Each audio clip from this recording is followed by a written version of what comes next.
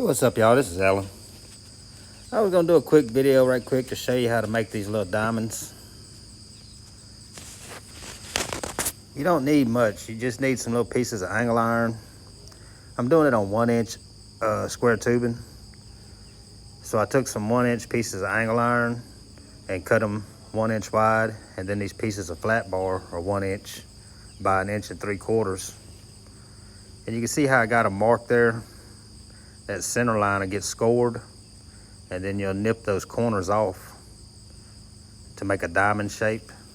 You'll have to bend this part. That's why you're scoring that middle line.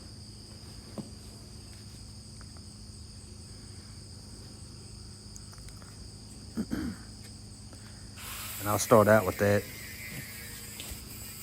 You just cut those ends off down to a point, and then you have to bevel those edges on the top.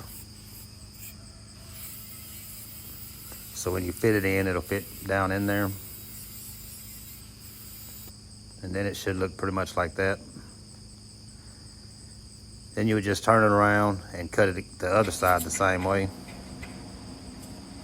It's best to keep a little bowl of water or something like that. These little pieces are hot.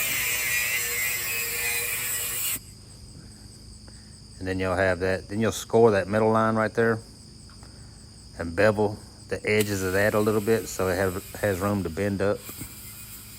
It don't have to bend all the way to a 45 like a piece of angle. It just has to bend up close to that. That's why you have to make this piece instead of using another piece of angle to put it in there.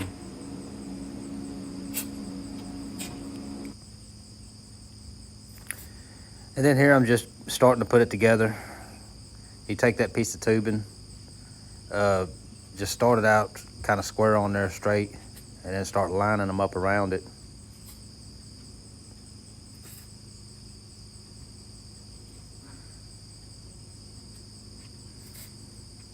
Put as little tack on there as you can if you're taking it back off. Because the more you put on there, the harder it is to get off. Then you would just fit those in. I mean, just bend them a little bit, a little at a time until you have it fitting in there just right. And then start tacking those in the same way.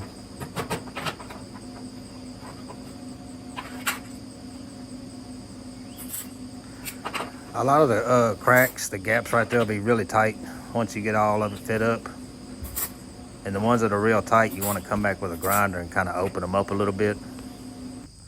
That way when you weld it, it has room to get in there, because you're going to buff all the welds off. So you want to make sure it still has some hold to it.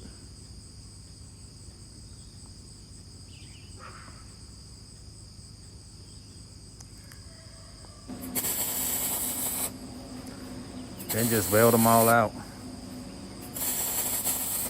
On here it ain't bad, it's just short welds. You could use larger tubing and do this too.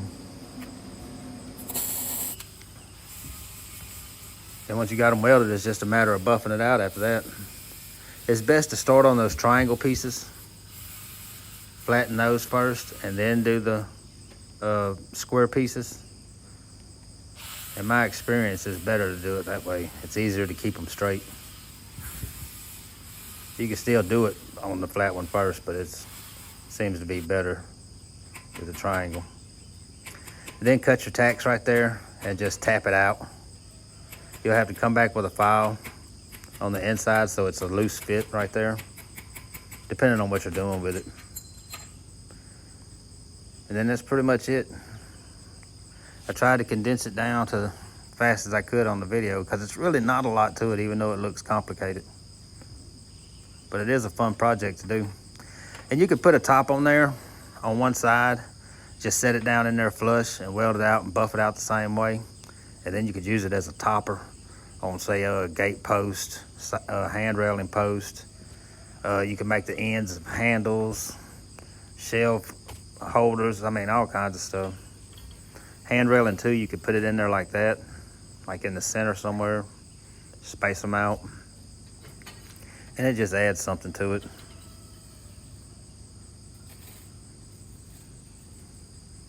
That way when somebody says, dang, that looks good, you can say, yeah, I made them. But But anyway, that'll do it on this. I know I tried to make it kind of quick. I had the video real long and it just didn't look, it didn't come out good. But anyway, that's how you do them. That'll do it on this one, y'all. If you're new to the channel, please like and subscribe, and we'll see you on the next one.